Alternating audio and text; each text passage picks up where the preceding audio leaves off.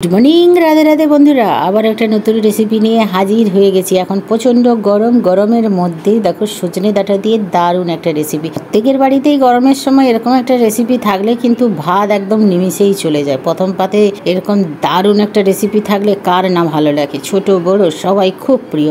আর প্রত্যেকটা অনুষ্ঠান বাড়ি হোটেলেও কিন্তু এরকম একটা রেসিপি দারুণ সবার থাকে, কিন্তু খেতে এত মজা লাগে। চলো আজকের আমি কি বানাবো সেটা তোমরা দেখেই বুঝতে পেরেছো। সমস্ত সবজি আমি কেটে নিয়েছি, যা বাড়িতে ছিল অল্প কিছু দিয়েই বানিয়েছি। দেখো সজনে ডাঁটা কেটে নিয়েছি, আলু একটা দিয়েছি, এটাকে আমি হালকা সেদ্ধ করে নেবো, কারণ আমার বাড়িতে সুগার আছে, পেঁপে আছে, কাঁচকলা আছে, বেগুন আছে। এইটা দিয়েই আমি একটা দারুণ একটা সজনে ডাঁটার তরকারি বানাবো। কি সেটা বানাবো সেটা তোমরা বুঝতেই পেরে গেছো।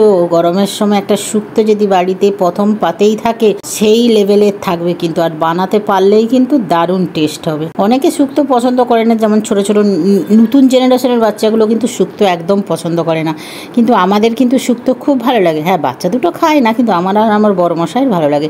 আজকের শুক্তোটা একদম বাড়াবো হোটেলের স্টাইলে। কমেন্ট করে জানাবে তো কারা কারা শুক্তো ভালোবাসে। আর দেখো কথা বলতে বলতে আমি একটা মিক্সিতে এক সাইডে পোস্ত আর সাদা সর্ষে নিয়ে নিয়েছি। এটাকে ভালো করে আগে শুকনো পাউডার করে নেবো, তারপরে অল্প অল্প জল দিয়ে এটাকে মিহি পেস্ট করে নেবো। তোমরা শুধু সর্ষে দিয়ে করতে পারো, কিন্তু আমার পোস্ত আর সর্ষে দিয়ে করতে কিন্তু শুক্তো খেতে দারুণ লাগে। আর আমাদের না শুক্তোতে বেশি মিষ্টি দেওয়া হয় না, একটু ঝাল হলে ভালো লাগে। মানে বেশি ঝাল ভালো লাগে না, এর মধ্যে দুটো কাঁচা লঙ্কা দেবো। আর পোস্ততে না এমনিতে একটু শুকনো লঙ্কা দিয়ে পেস্ট করলে কিন্তু ভালোই লাগে, টেস্ট হয় পোস্তর। আমি আজকের কাঁচা লঙ্কা দিয়ে সুন্দর করে মিহি পেস্ট করে নেবো। এই দেখো কত সুন্দর পেস্ট হয়েছে, আর একটু গ্রিন লাগছে কেন, ওই কাঁচা লঙ্কাটা দেওয়ার জন্য। সর্ষে আর পোস্ত তো ভালোই লাগছে। খালি কড়াই বসিয়ে দিয়েছি, কড়াইটা গরম হতে হতে আগে কিন্তু আমি সব মশলাগুলো রেডি করে নেবো। মশলার মধ্যে এই যে হাতে বানানো বড়ি, আর আছে এই ফুলটা কি ফুল তোমরা কমেন্ট করে বলতে পারবে। এই ফুলটা অনেকেই জানে, এটা ফুলটা শুকিয়ে আমার মা দিয়ে পাঠিয়েছে। এটা ভাজাও খেতে কি ভালো লাগে। আর এই সেই চৈত্র মাসে বা এই গরমের সময় এই ফুল সজনে ডাঁটা আলু বেগুন দিয়ে সত্যি খুব তরকারি যে কোনোতে ফেলে দাও দারুণ টেস্টি লাগে।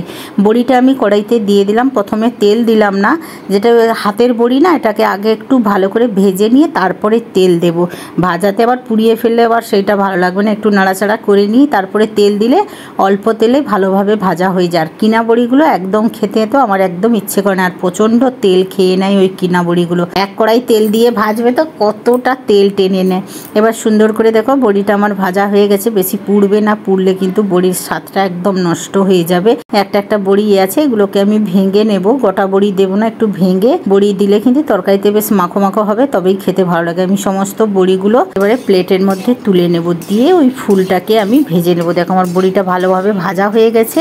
আর এই বড়িগুলো না সত্যি হাতে বানানো বড়ির টেস্ট আলাদা। আর আমাদের বড়িতে খুবই মশলা দেওয়া থাকে, আদা আর শুকনো লঙ্কা জিরে তেজপাতা পাউডার করে দেওয়া হয়। যে বড়িগুলো তুলে নিয়েছি ওই কড়াতেই একটু তেল দিয়ে এই ফুলটা দিয়ে দিলাম। ফুলটা ভালো করে ভাজা করে নেবো। এটা ডাঁটা পাটা ছিল সব পরিষ্কার করে নিয়ে শুধু ফুল দিয়েছি। ফুলটাও আমি গ্যাস সিম করেই ভাজবো, নাহলে পুড়ে যাবে, পুড়ে গেলে আরও বেশি তেতো লাগবে, ভালো লাগে না। একটু লবণ দিলাম, স্বাদের জন্য একটু লবণ দিয়ে ভালো করে এটাকে ভেজে নেব। দিয়ে এই যে উপর থেকে একটু সর্ষের তেল দিয়ে দিলাম, সর্ষের তেল দিয়ে ভেজে ওই বড়ির প্লেটে তুলে নেব। একদম তরকারির লাস্টেই ফুলটা আমি দেব, দিয়েই তারপরে বানাবো।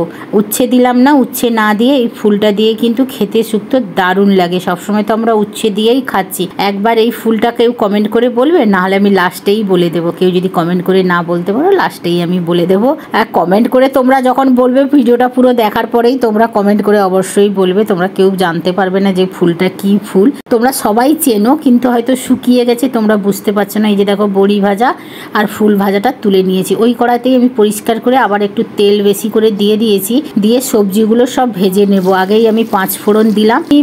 শুক্তোতে না 5 ফোড়ন দেই, শুকনো লঙ্কা বা কাঁচা লঙ্কা চিড়ে এর মধ্যে দিয়ে দিয়েছি। আজকের আমি কুড়ো লঙ্কা দেবো না, আর একটু লবণ দিয়ে দিলাম যাতে কাঁচা লঙ্কাটার বীজগুলো না ফাটাফাটি করে, তাই দিলাম। আর আমি আজকে দেবো হিং। হিং দিয়ে শুক্তো কিন্তু সেই লাগে। তোমরা একবার হিং ফোড়ন দিয়ে 5 ফোড়ন দিয়ে বানিয়ে খাবে, ভালো লাগে। আর হলুদ দিয়ে দিলাম, এই যে হিং দিয়ে দিলাম। হিং একটু অল্প করে দিয়েছি তেলে, দিয়েই আমি এই যে ক্যাচের হিংটা তোমাদের দেখিয়ে দিলাম।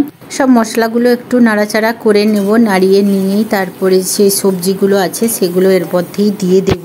আগে পেঁপে আর আলুটা দেব, কারণ এটা শক্ত আছে। আর আলু পেঁপেটা না আমি আগে একটু ভাপিয়ে নিয়েছি, ভাপিয়ে নিয়েই তারপরে এর মধ্যে দিলাম, মানে অল্প করেই ফুটে উঠতেই গ্যাস জলটা ফেলে দিয়ে ধুয়ে এর মধ্যেই দিয়ে দিলাম, দিয়ে একটু নাড়াচাড়া করে নেব। কারণ পেঁপে আর আলুটা একটু বেশি শক্ত, কলাটা এতটা শক্ত নয় বেশি, বা কাঁচকলা একটু এটাকে ভাজা ভাজা করে নিয়ে কাঁচকলা আর যে সবজি আছে সেগুলো দেব।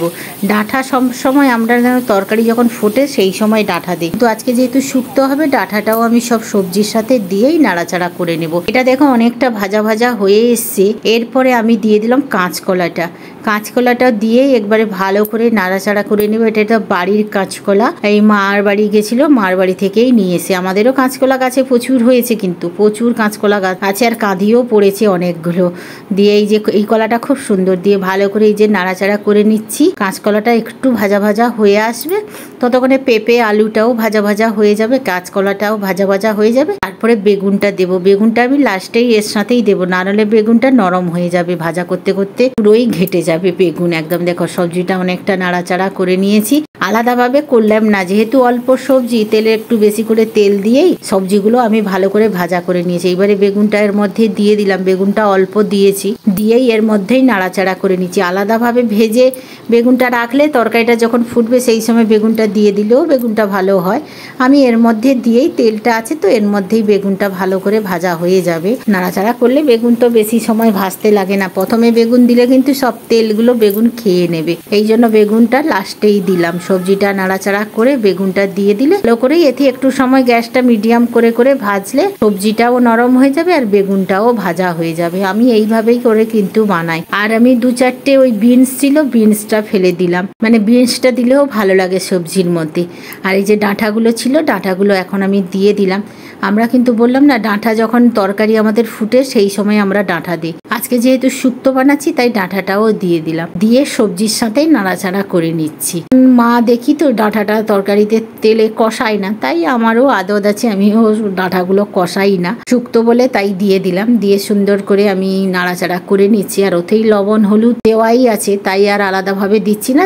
জল দেওয়ার পরে তখন টেস্ট করে দেখবো লবণটা কম আছে, তখন দিয়ে দেবো। এককালীন লবণ দিলে কিন্তু আবার লবণ বেশি হয়ে যাওয়ার চান্স থাকবে, সবজি আবার যখন গলে যাবে। আর এদিকে দেখো আমি গরম জল বসিয়ে দিয়েছি, উষ্ণ গরম জল দেবো শুক্তোতে, যেহেতু ডাঁটা বেগুন আছে, এগুলো আবার ঠান্ডা জল দিলে অনেকটা সেদ্ধ হতে সমস্যা হবে। তো ওই জন্য তোমাদের সাথে কথা বলতে বলতে আমি যে নাড়াচাড়া করছি।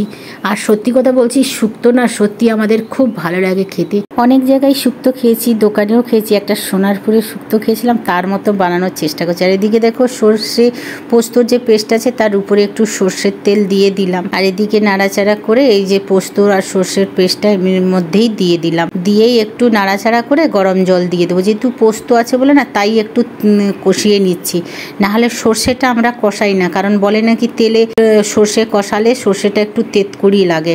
আমরা যত টক বানাই যাই বানাই আমরা সর্ষে বাটা কিন্তু উপরেই দেই, তরকারি টকবক করে ফুটে নামানোর কিছুক্ষণ আগে দিই। এই দেখো একটুখানি কষিয়ে নিয়েই যে গরম জলটা করেছি সেই গরম জল একটু সর্ষা ধুয়ে জলটা দিয়েই দিলাম। ওই গরম জলটাই মানে মিক্সিতে একটু ঢেলে দিয়েছি, দিয়েই ওই জলটা দিয়ে তারপরে আমি ফ্রেশ উষ্ণ গরম জল এই যে দিয়ে দিলাম। গরম জল দিয়ে দিলে কি হয় না, সঙ্গে সঙ্গে ফুটা শুরু করে, যেহেতু বেগুন আছে। ঠান্ডা জল দিলে না ওই বলে না ধড়কিটনা টাইপের হয়ে যাবে, ওই জন্য গ্যাসটা বাড়িয়েই গরম জলটা দেবে, তাহলে টকবক করে ফুটা শুরু করবে। তোমাদের আমি দেখাচ্ছি, দেখো নাড়াচাড়া করিয়ে নিয়েই একটু দাঁড়িয়ে দিলেই দেখাতে পাবে যে টকবক করে ফুটা শুরু করছে। এই হচ্ছে গরম জল দিলার একটা উপকারিতা আছে। দেখো সব তরকারিতে গরম জল না দিলে চলে, কিন্তু কিছু কিছু তরকারি আছে গরম জল দেওয়াটাই খুবই ভালো। এই দেখো ফুটা শুরু হয়ে গেছে, গরম জল দিলে এই একটা উপকার যে সঙ্গে সঙ্গে তরকারিটা ফুটা শুরু করে যায়। গ্যাসটাকে একটু হাই করে দিয়ে গরম জল ঢেলে দিলে তাহলে টকবক করে ফুটা শুরু করে দেয়। ডাঁটা আর বেগুন আছে না, তাই আমি গরম জলটা দিলাম। সব তরকারিতে গরম জল না দিলেই চলে বেশ। আর কালারটা দেখো সেই এসছে, খুব সুন্দর হয়েছে। সর্ষে পোস্ত দেওয়া আছে আর অল্পই হলুদ দিয়েছিলাম, সেই যা কালার আছে। আজকে ডিপ কালারও মানে হলুদও দেইনি। আর উপর থেকে না আমি একটু সর্ষের তেল আবারও দিয়ে দিচ্ছি। পোস্ত আছে যেহেতু না, সর্ষের তেল দিলে বেশ ভালোই লাগে। এবার দেখো টকবক করে ফুটা শুরু হয়েছে, অনেকটা সবজি সেদ্ধও হয়ে গেছে। এই যে বড়ি আর ওই যে ফুলটা ভাজা আছে, আচ্ছা চলো ফাইনালি তোমাদের বলেই দিচ্ছি, এই ফুলটা হচ্ছে নিম ফুল। নিম পাতা খেতে পারি না, কিন্তু ফুলটা আমার ভালো লাগে। এই যে কড়ার মধ্যেই দিয়ে দিলাম এবং লবণ ফবণ টেস্ট করে নিয়েছি, সে একটু অল্প ছিল, আমি দিয়েই দিয়েছি, সেটা আর দেখানোই হয়নি। এবার বড়ি আর ফুলটা আমি সবজির মধ্যেই মাখিয়ে নিচ্ছি, দিয়ে গ্যাসটা সিম করে কিছু সময় চাপা দিয়ে রেখে দেবো, যাতে তেঁতোটা ভালোভাবে মিশে যায়।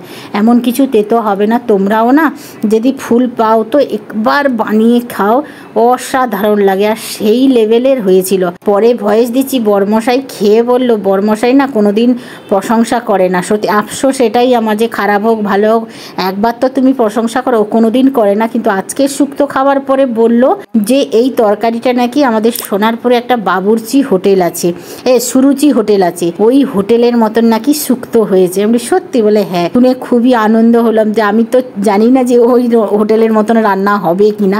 আমিও খেয়েছি, সত্যি কিন্তু খুব সুন্দর হয়েছে। তোমরাও একবার বানিয়ে খেও আর আমাকে কমেন্ট করে জানিও যে শুক্তোটা কেমন লাগলো। একবার হলেও সজনা ফুলের শুক্তো তোমরা বানিয়ে খেও কিন্তু বন্ধুরা। গরমের সময় এরকম একটা শুক্তো থাকলে কিন্তু মন প্রাণ জুড়ে যাবে, এক থালা ভাত নিমিষের মধ্যে চলে যাবে। তাহলে আজকের মতন বিদায় নিলাম, পরের ব্লগে বা রেসিপিতে দেখাবে। সবাই ভালো থাকবে, সুস্থ থাকবে, টাটা বাই বাই। সবাই আমাকে একটু সাপোর্ট করো, একটু ভালোবাসা দিও, ফুল ওয়াচ করো। বাই। প্রেমসে বলো রাধে রাধে।